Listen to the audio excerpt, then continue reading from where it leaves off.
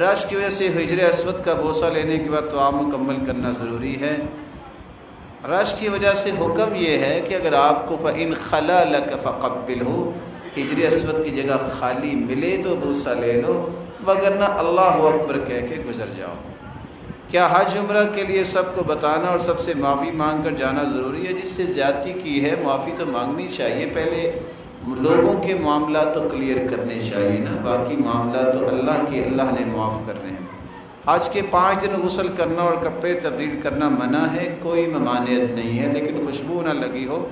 آپ کا احرام خراب ہو گیا تو آپ احرام چینج کر سکتے ہیں، غسل کر سکتے ہیں، کوئی ایسی ممانعت نہیں۔ اگر نماز مسجد میں گھر میں اپنی بیوی کے ساتھ جماعت کروا سکتے، اگر رہ گئی ہے، سفر میں ہو، نماز رہ گئی تو جہاں اسے وقت ملے وہاں پڑھ لے۔ گھر کے اندر با جماعت نماز پڑھنا صحیح بخاری کی روایت ہے، صلی ابو الدرداء فی دارہ جماعہ، اگر کوئی موقع بنے تو با جماعت گھر میں نماز پڑھی جا سکتی ہے، لیکن معمول نہ بنایا جائے۔ ظاہر ہے وہ پیچھے کھڑی ہوگی اگر ہوگی تو۔ بیمہ پالیسی سے حاصل ہونے والی رقم سے کیا حج ہو سکتا ہے؟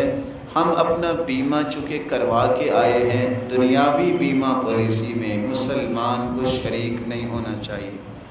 ایک بہن نے خصوصی دعا کی درخواست کی ہے، اللہ اس کی ہر نیک خواہشات کو پورا فرمائے۔ ان کی عمر 40 سال کے قریب، وہ کہتے ہیں پہلے بھائی رشتے سے انکار کرتے لیکن مناسب رشتہ آتا نہیں، اگر آتا ہے تو زیادہ عمر ہونے کی وجہ سے طے نہیں ہوتا، اللہ اس کے لیے آسانی فرمائے۔ اگر ممکن ہو تو مجاہد صاحب سے ذرا رابطہ کر لے تاکہ کسی کو کہہ دیا جائے۔ حج کے ایام میں کیا مسجد نبوی میں 40 نمازیں پڑھنا ضروری ہے؟ کوئی ایسی صحیح حدیث نہیں ہے۔ حدیث کیا ہے؟ من صلی للہ 40 یوما فی جماعہ، جو 40 دن باجماعت تکبیر اولیٰ کے ساتھ نماز پڑھتا ہے، کتبت لہ براءتان، براءت من النار و براءت من النفاق، تکبیر اولیٰ کے ساتھ نماز پڑھنے والے کو 2 انعام ملتے ہیں، ایک تو منافق نہیں ہوتا، دوسرا جہنم سے آزاد ہو جاتا ہے۔ اب یہ جو حدیث بس اوقات لوگوں کو پیش کر کے پریشان کیا جاتا ہے، وہاں لفظ ہیں 40 یومن، اور جو ضعیف روایت پیش کی جاتی ہے وہاں 40 صلاتن کے لفظ پیش کر دیے گئے ہیں، جو کہ صحیح نہیں۔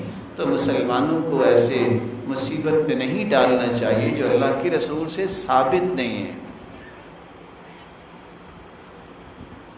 والد گرامی بہت بڑی پریشانی میں مبتلا ہیں، دعا کیجیے اللہ تعالیٰ ان کے لیے آسانیاں فرمائے۔